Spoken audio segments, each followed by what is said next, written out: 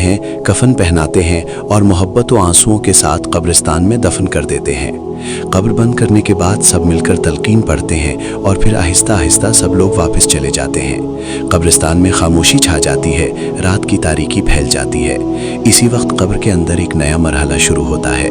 दो फरिश्ते सवाल जवाब के लिए आते हैं, लेकिन इस शख्स का दिल मुतमईन होता है क्योंकि उसे वो तलकीन याद होती है जो उसके घर वालों ने अभी अभी पढ़ी थी। वो अपने रब, अपने नबी और अपने दीन के बारे में पूरे इत्मीनान के साथ जवाब देता है।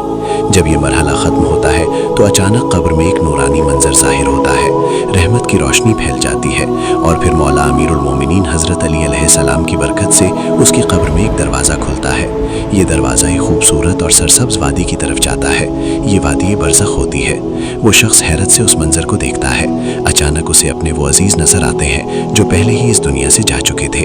उसके माँ बाप और रिश्तेदार वगैरह वो सब उसके पास आते हैं, उसे खुशामदीद कहते हैं और दुनिया वालों की खैरियत पूछते हैं। इस वादी में कुछ रूहें खुश नज़र आती हैं क्योंकि उनके घर वाले उनके लिए दुआ, कुरान और सदका करते रहते हैं, लेकिन कुछ रूहें उदास भी होती हैं क्योंकि उनके अपने उन्हें याद नहीं करते।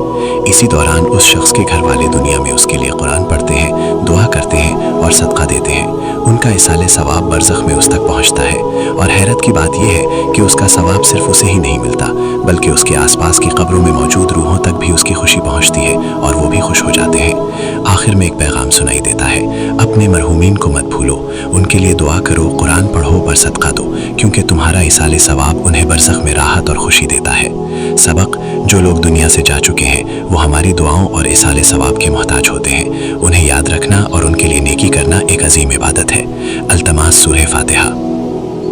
अव्वल व आखिर दुरूद पाक और एक बार सूरह अलहम्द और 3 मरतबा सूरह इखलास पढ़कर सैयद जाहिद हुसैन जाफरी अपने सैयद सज्जाद हुसैन जाफर और अपने तमाम मरहूमीन को भी शामिल कर लें।